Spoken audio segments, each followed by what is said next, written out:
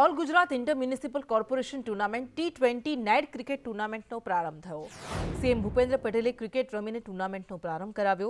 31 જાન્યુઆરી સુધી આ ટુર્નામેન્ટ ચાલશે। તમામ મનપાના મેયર અને કમિશનરની ટીમ તેમાં ભાગ લેશે।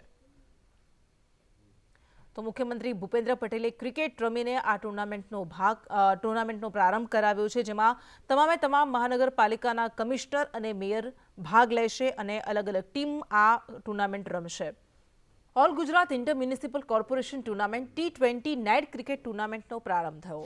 સીએમ ભૂપેન્દ્ર પટેલે ક્રિકેટ રમીને ટુર્નામેન્ટનો પ્રારંભ કરાવ્યો। 31 જાન્યુઆરી સુધી આ ટુર્નામેન્ટ ચાલશે। તમામ મનપાના મેયર અને કમિશનરની ટીમ તેમાં ભાગ લેશે। તો મુખ્યમંત્રી ભૂપેન્દ્ર પટેલે ક્રિકેટ રમીને આ ટુર્નામેન્ટનો પ્રારંભ કરાવ્યો છે, જેમાં તમામ મહાનગરપાલિકાના કમિશનર અને મેયર ભાગ લેશે અને અલગ અલગ ટીમ આ ટુર્નામેન્ટ રમશે।